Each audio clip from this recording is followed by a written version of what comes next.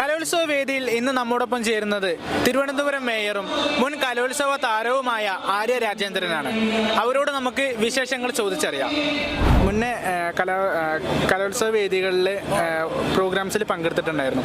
ഇപ്പോഴത്തെ കലോത്സവ വേദികളിലെ പ്രോഗ്രാംസ് കാണുമ്പോൾ അന്നത്തെ ഒരു കലോത്സവ വേദിയിൽ ഉണ്ടായിരുന്ന ഒരാളെന്ന നിലയ്ക്ക് എന്താണ് പറയാനുള്ളത്?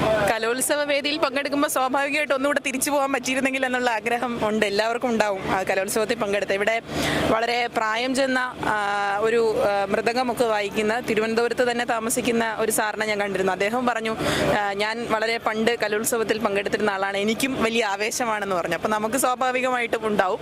എനിക്ക് തോന്നുന്നു ഇപ്പോൾ കലോത്സവത്തിൽ വലിയ മാറ്റങ്ങൾ വന്നിട്ടുണ്ട്. നമ്മുടെ കാലം പോലെയല്ല, ഒരു 10 വർഷം മുമ്പുള്ള കലോത്സവം പോലെയല്ല, വലിയ മാറ്റം വന്നു.